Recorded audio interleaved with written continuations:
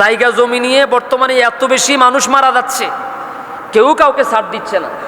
সামান্য একটু সম্পত্তির জন্য বছরের পর বছর ভাইয়ের মুখের দিকে তাকাই না। আমি কি 2 লাইন বাড়াই বলছি ভাই?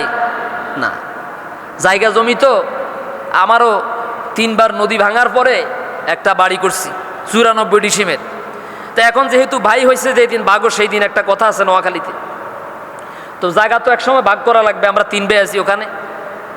তো এখন আব্বা বলতেছে জায়গা ভাগ করতে হইলে তো, বা আমার অন্য ভাইয়েরা বলছে জায়গা ভাগ করতে হইলে তো আত্মীয় স্বজন লাগবে, মান্যগণ্য ব্যক্তি লাগবে, কিছু বাহিরের মানুষ লাগবে।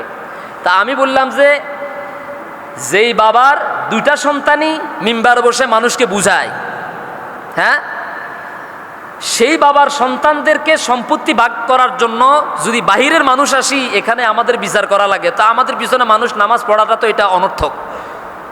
আমাদের তার মানে তো আমরা বুঝি না কিছু। আপনার পারিবারিক সমস্যা যদি আপনি যতক্ষণ পর্যন্ত আপনি ভাঙতে পারেন ততক্ষণ পর্যন্ত কি বাহিরের কাউকে দরকার আছে? আপনার পারিবারিক সমস্যা যদি অন্য কেউ ভাঙতে আসে তখন তো আপনি নিজে ছোট হয়ে গেলেন না।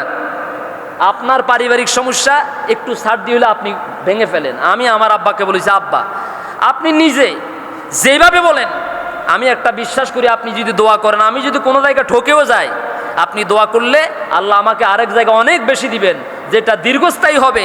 কিন্তু আপনি যদি আরেকজনকে ঠকায় আমাকে দেন, আমার নোয়াখালীতে একটা কথা আছে, আব্বা দিলে আল্লাহ দিলে থাকে, আব্বা দিলে থাকে না। কিন্তু আমরা তো বিশ্বাস করি আব্বা দিলে থাকে, আল্লাহ দিলে থাকে না। আমরা আল্লাহকে বিশ্বাস করি না। এই জন্য 4 আঙ্গুলও কেউ কাউকে ছাড় দেয় না, ঠিক কিনা বলেন? সীমানা পিলার গাড়ানোর সময়, জায়গা ভাগ করার পর সীমানা পিলার গাড়ানোর সময় 1 আঙ্গুল পর্যন্ত কেউ কাউকে ছাড় দেয় না। নাকি 2 লাইন বাড়ায় বলছি? এই যে ছাড় না দেওয়ার মানসিকতার কারণেই আজ ভাইয়ের হাতে ভাই খুন, ভাইয়ের হাতে বোন খুন, বাতিজার হাতে জ্যাঠা খুন, মামার হাতে ভাগনা খুন, প্রতিবেশীর হাতে প্রতিবেশী খুন, শুধুমাত্র এই জায়গার জন্য। আমরা কি মারা যাওয়ার সময় এই জায়গা জমি নিয়ে যেতে পারবো? আপনি যদি জায়গার জন্যই মারা যান তো মারামারিটা কেন করলেন? জায়গা একটুর জন্য যদি একজন আরেকজনকে কোবায় মারি ফেলান, তো আপনি তো জায়গা বুক করতে পারলেন, তো মারামারিটা কেন করলেন? এই জন্য আমি বলেছি বাহিরের কোনো ব্যক্তিকে দরকার নাই। বাবা যতদিন আছে, মা যতদিন আছে, সংসারের মধ্যে, পরিবারের মধ্যে বাবাদের চূড়ান্ত সিদ্ধান্ত দিবে।